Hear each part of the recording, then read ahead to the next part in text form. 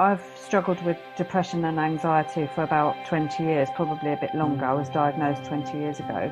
And doctors and professional people always say to you, oh, you should try exercise. You know, exercise is the best thing. And, you know, I remember hearing that when I was like nearly 19 stone and thinking, yeah, that's funny. Like the idea of any exercise is massively stressing me out. So how is that going to help me? But knowing what I know now, I wish that I'd started running 10 years earlier. So I'd never even run for a bus when I decided that I was going to start running. And the reason that I decided I was going to start running was because I decided I was going to run the London Marathon. Wow. So, you know, start big and see how you go. Hello, welcome back to another episode of Slimming Stories. I'm your host, Claire Oldham West. So it's been a hot week. It's been really hot. I don't know if you've been able to keep up with your fitness regimes and going out for those runs, but I've been trying just to get out for a walk in the morning, or just keep myself moving and keep a clear mind basically, because I'm still on lockdown and I'm not at work at the moment, but my husband got a call today on a Saturday that went down really well because he's got to go into work next week. So it looks like for us that the lockdown is being lifted and normality may resume very soon. So I hope wherever you listen to this that, you know, you're safe and well. And I know not all areas of the country are the same, are there? There's some areas that have been more affected than others. And it's a bit of a daunting time, especially when we've got children that have heard the news and they're now expected to go to school. I know the primary school children, that is a conversation that's being had at the moment. So I hope you're dealing with whatever you're having to deal with at the moment as well as you can, and that you're not finding yourself in an anxious state about it. Now, a couple of weeks ago, it was Mental Health Week, and that was fantastic. I know social media got on board with that. All we could see was lots of quotes around mental health, lots of YouTube videos around mental health. It was everywhere, wasn't it? But what I'd like to say is mental health should be discussed at all times. There's no right or wrong week to be discussing mental health. And my guest today, Hayley Grocock, shares a really relatable, honest and open story around her anxiety and depression. Now, Hayley's story around slimming is quite in-depth. We talk about lots to do with surgery and weight loss, alcohol, mental health problems, weight loss with Slimming World, and balancing having children with your focus as well. And she's had a lot to say. So for the first time, I will be publishing this episode over 2 parts. So today, this is part 1 of Hayley's story, and I hope you enjoy it. Are you remaining sane in this time of chaos and confusion in the world? Yeah, trying to. I run a charity for my day job, so I'm trying to run that from home, which is hard because we support visually impaired people, and so a lot of the support that we give is face to face. So that's quite tough. And I've got a 6-year-old son as well, so obviously he's at home and off school. Trying to juggle the demands of the day job and school and looking after kids and what have you is a challenge that many thousands and millions of people across the country are going to be identifying with at the moment. But I'm okay. I'm kind of managing to stay sane, and I think running is definitely helping me with that. Right. Wow. So I think as a new runner myself, it's something that I know that when I run, I feel fantastic. But it's something that I have to motivate myself to do. So with my local running group, that's ideal because I'll know that I'll arrange to meet with my friend there or other people, and that will give me the momentum just to see the evening through really after probably like a stressful day at work. So how do you find your momentum in these days that are kind of like desolate? It's a bit like Shaun of the Dead when you go out and you're like, am I the only one?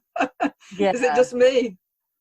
Well, what I've always said is the hardest bit of any run is the bit between your bed and the front door, or the bit between your couch and the front door, because I've never been on a run that I've regretted, and I've never been on a run where I felt worse after. So I know that, and I think particularly at the moment where I know that the only time that I can really leave the house on foot is for exercise, or if I had to do some emergency shopping or what have you. It's about really making that count for me at the moment. And because my husband also runs, so I've been a runner on and off since about 2010, so about 10 years. Right. My husband started running after years of nagging from me about 18 months ago. And because we've got Edward, our son, and because of the lockdown situation, we tend to run on alternate days, because then the other one has got their exercise time free to take Edward out.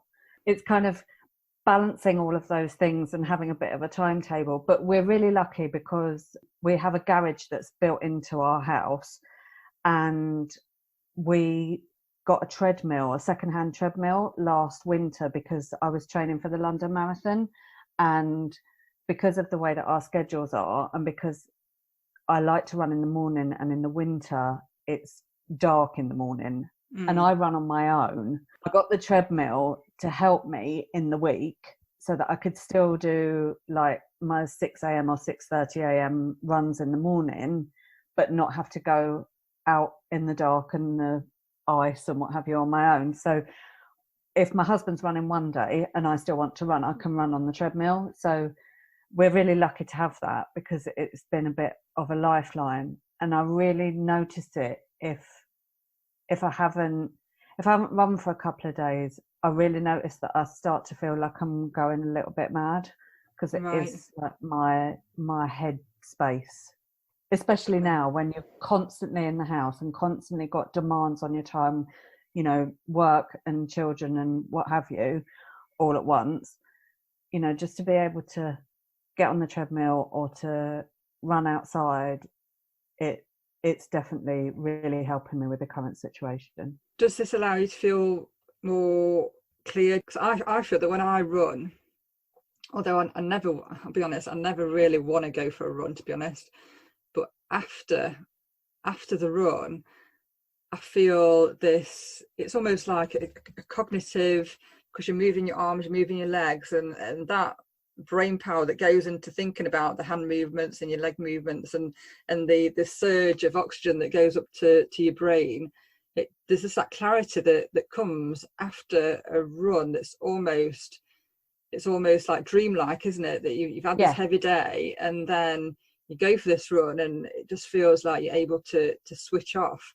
Which I imagine in your day job, working for a charity, and I work with vulnerable people, we can hear, can't we, lots of possibly, I don't know if you're on the same boat, but quite heavy situations of people in extreme vulnerability. It can be quite harsh to hear day in and day out, can't it? So that time going for a run can allow you to switch off. So if you just want to talk more about that feeling that you get after a run.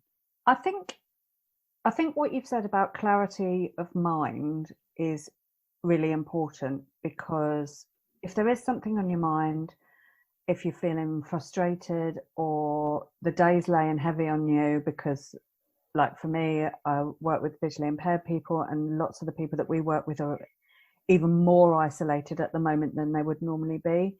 To go for a run and to use the power of your mind and the power of your body in sync with each other to achieve the goal of just running, whether you've got specific distance in mind or you want to run for a particular amount of time or what have you. I think that focus, as you say, on the movement of your body and propelling yourself forward, it just helps some of the weight of the day or the weight of what's on your mind to slip away. It's very hard to explain, and I've struggled with depression and anxiety for about 20 years, probably a bit longer. I was diagnosed 20 years ago, and doctors and professional people always say to you, oh, you should try exercise. You know, exercise is the best thing. And you know, I remember hearing that when I was like nearly 19 stone and thinking, yeah, that's funny. Like the idea of any exercise is massively stressing me out. So how is that going to help me?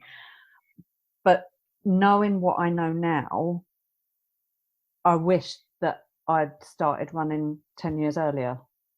So I'd never even run for a bus when I decided that I was going to start running. And the reason that I decided I was going to start running was because I decided I was going to run the London Marathon. Wow. So, you know, start big and see how you go. And it was a silly thing, really, because a friend of mine had run the London Marathon, and I used to live in London. I live in Yorkshire now, but I lived pretty much my whole adult life in London.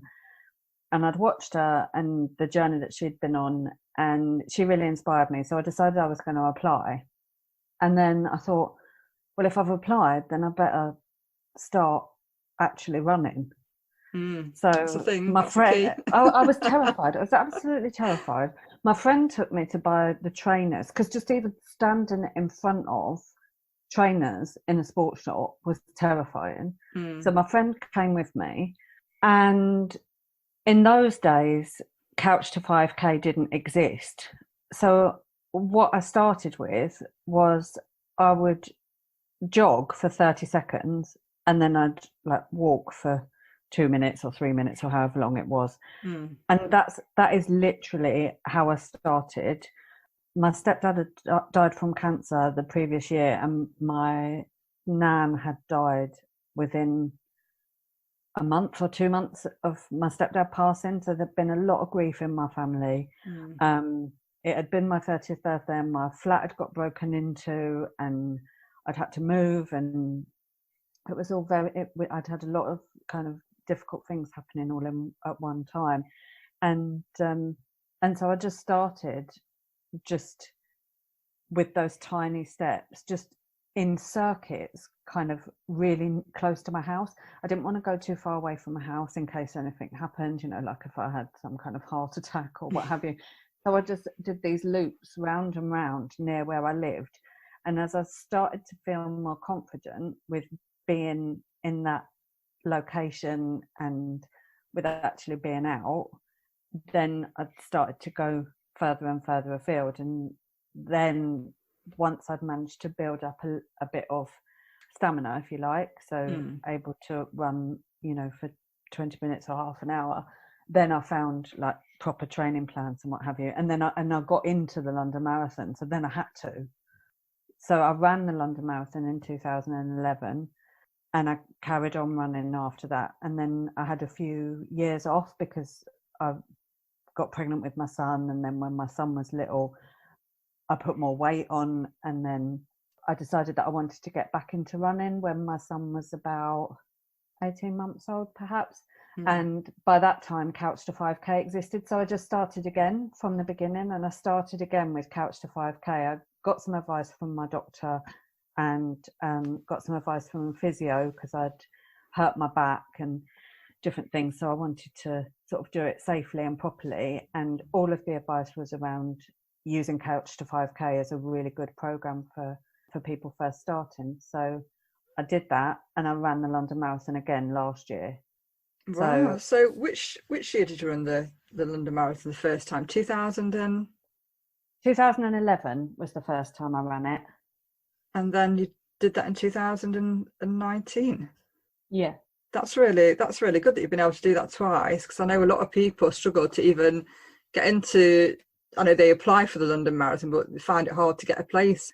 It's really hard to get a place. I got charity places both times. Right.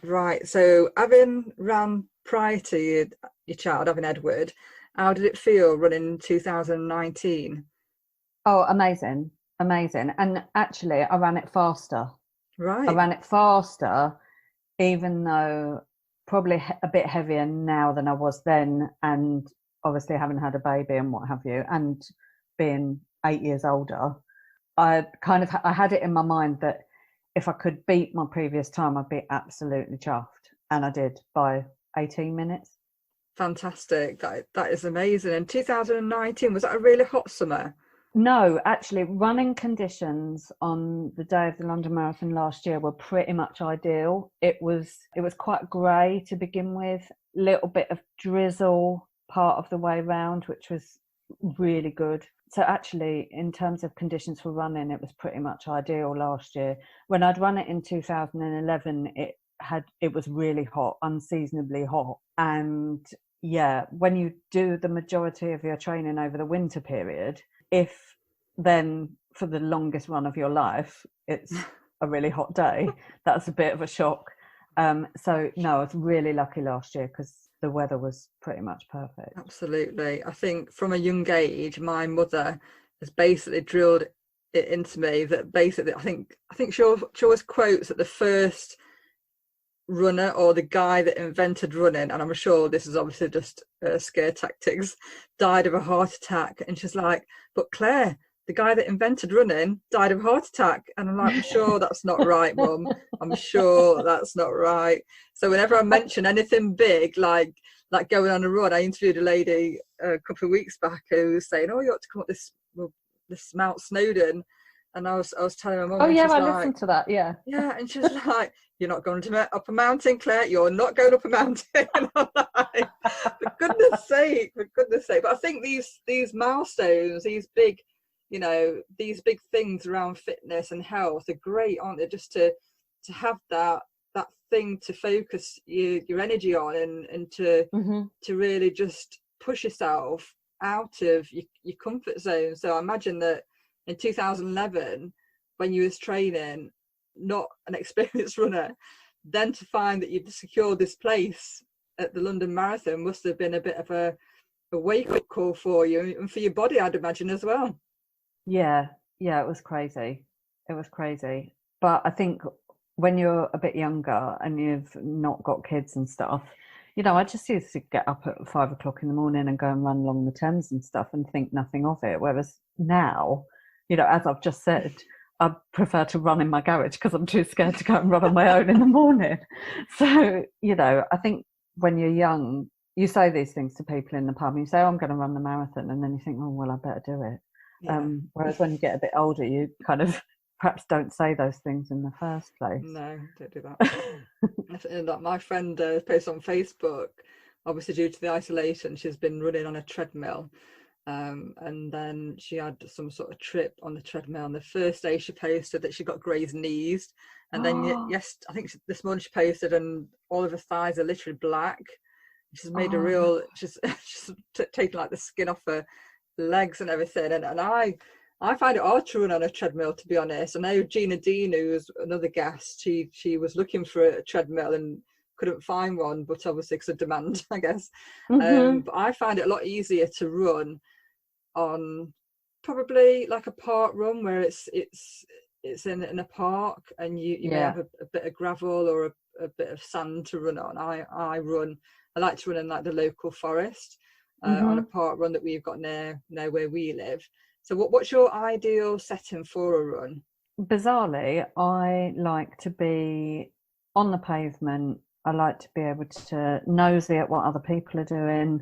It's quite nice if you get to meet some nice dogs on the way. I love dogs, so it's quite nice if you meet friendly dogs on the way.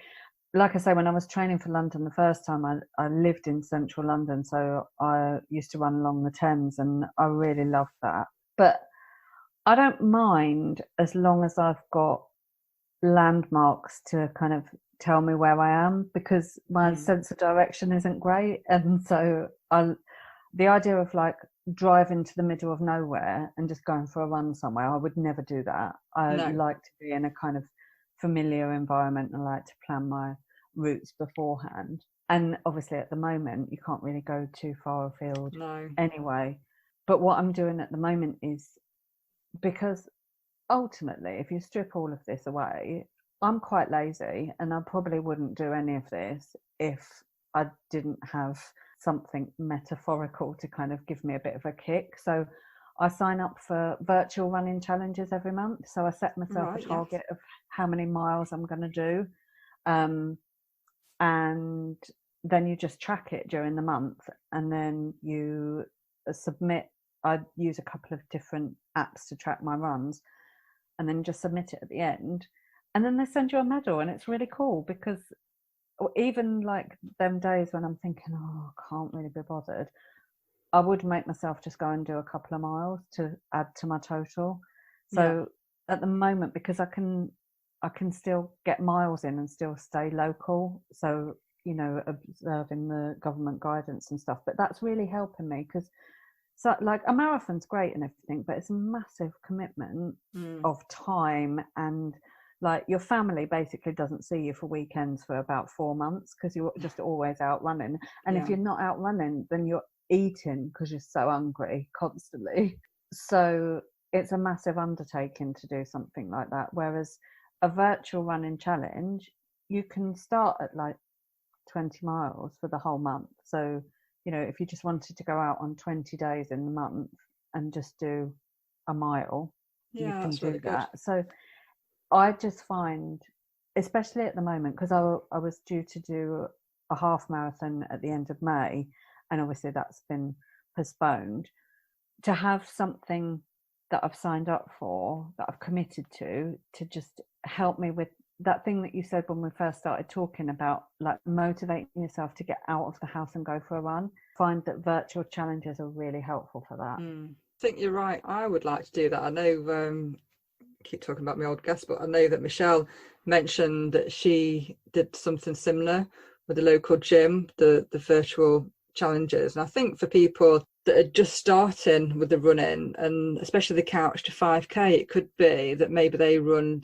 10 miles in a month or something, and just look at really small goals, or maybe go for a walk and add that up over the month. I think especially now that things are quite dark, you can literally get lost in the negativity, and quite rightly so, because it's horrendous what's happening, and especially with the government and the politics, it's so across the world, it's really frustrating, isn't it?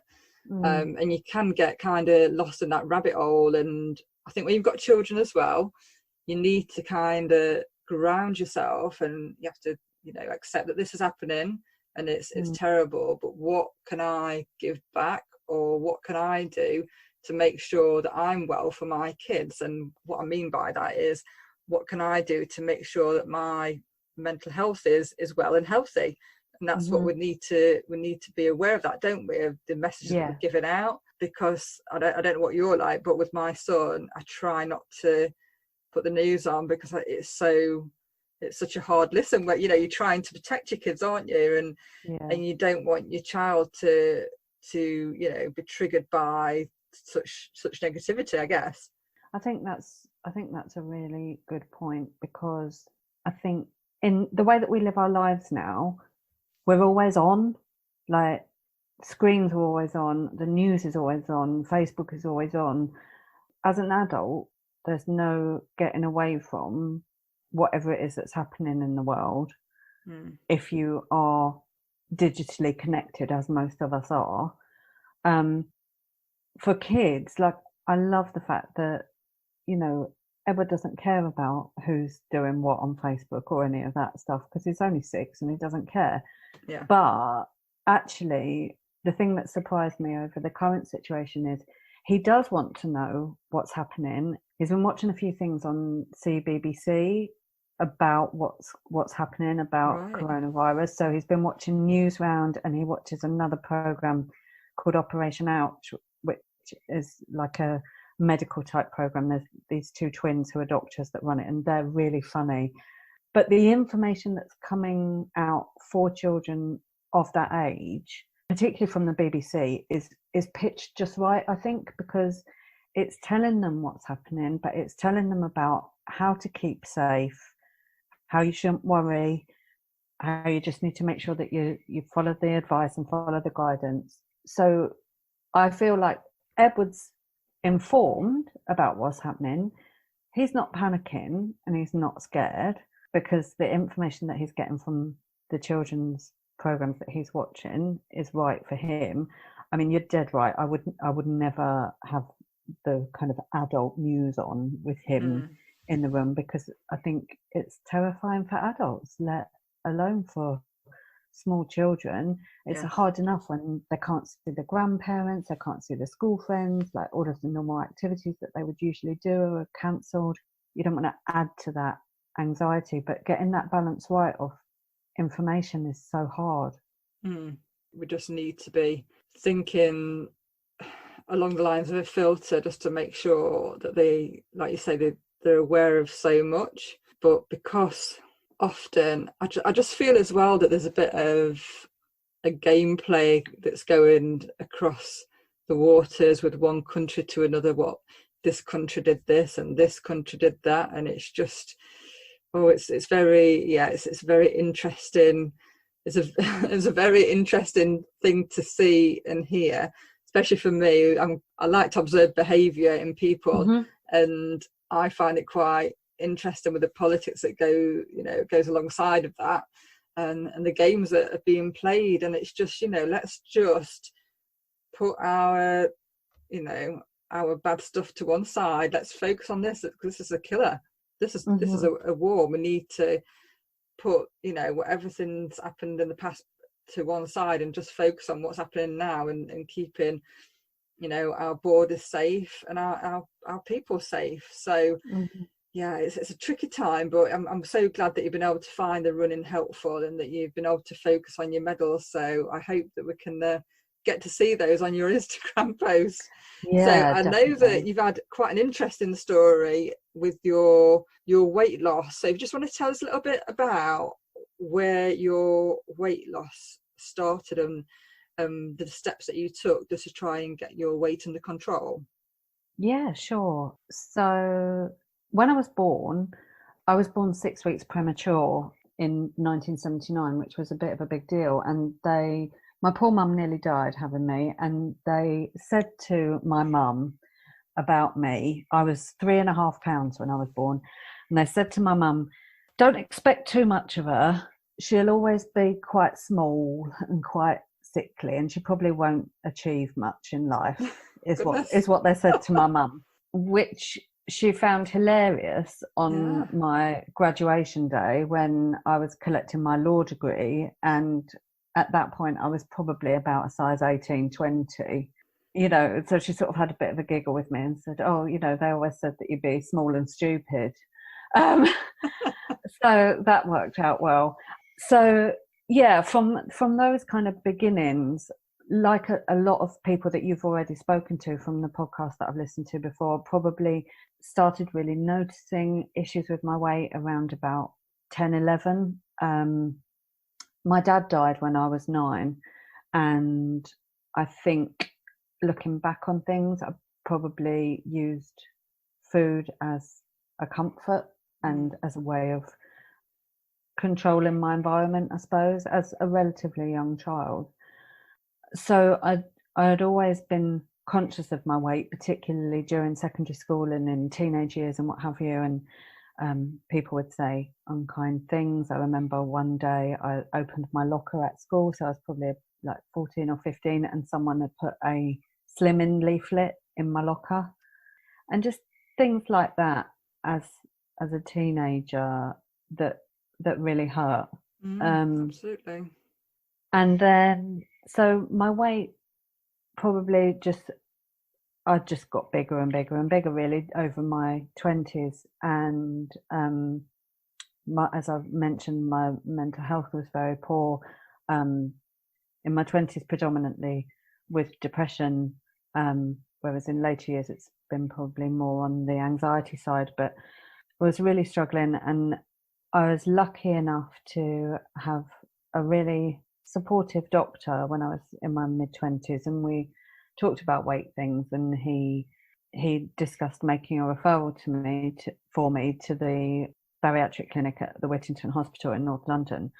And the result of that was that I ended up having a gastric bypass operation towards the end of 2008. So when I was at my biggest, I was probably about 18.5, 19 stone.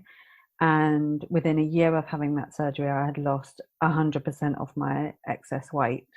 But going through that process is very difficult. You have to have psychiatric assessments and various other things to make sure that you're a good candidate. You have to demonstrate that you have tried to lose weight on your own. And I could document, pretty much every diet in the book that I'd tried, and various other things that I'd been through with my doctor and dietitians and what have you. So the process was difficult and not easy, but the result that it had for me was really good. And I am really glad that I went through that, and I did it because without having done that, I don't know if I would still be here, to be honest. So I successfully maintained my weight at the weight that the dietitian had said was ideal for my height, and taking various other things into consideration. So I maintained that weight there or thereabouts for quite a few years.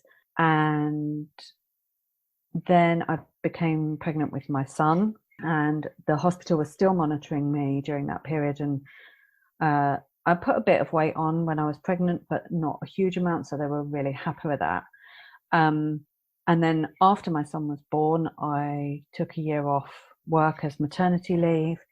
And during my maternity leave, weight started to creep back on. And my mental health was very poor after my son was born. I was very down. I really struggled with feeding him at first, and that had a massive impact on my mental health. I became very anxious, and I would have intrusive thoughts about things to do with hygiene and cleaning. I became very obsessed with worrying that he was going to get germs or he's going to get ill. And that was really hard to manage.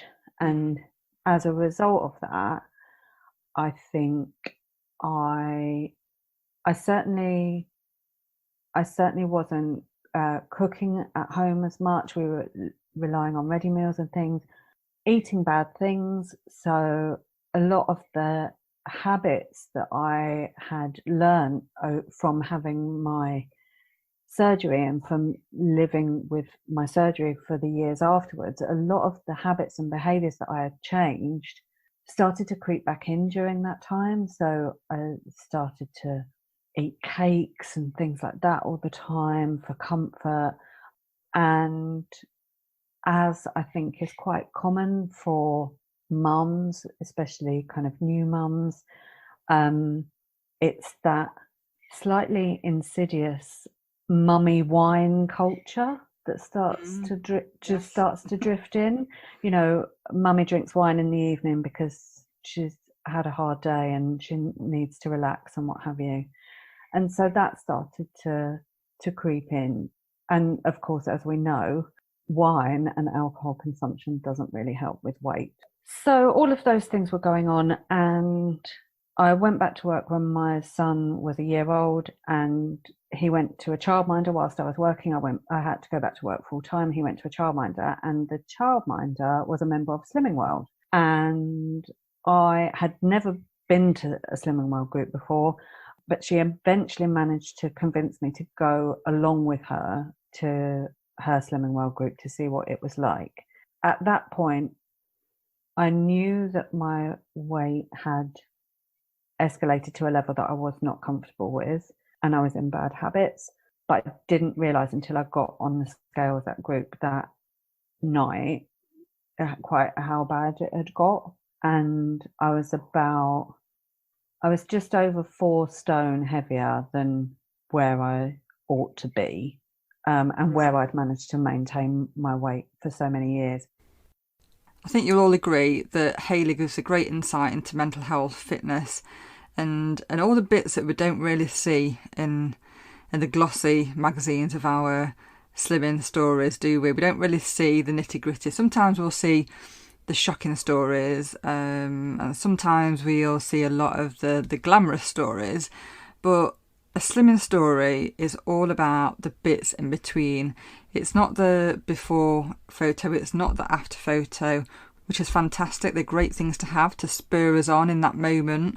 Maybe just flicking through Instagram, which sometimes I'll post the before and after photographs of the guests that I've had. But a true slimming story is the bits in between, the gritty bits, the bits that are really hard to talk about. And I love the fact that Hayley's been so honest, so refreshingly honest. And I hope this will help anybody out there that's listening that can really relate to Hayley's story. So this is part 1 of Hayley's story. And coming up very soon will be part 2. I won't keep you hanging in suspense for too long. So thanks again for tuning in. You take care until next time.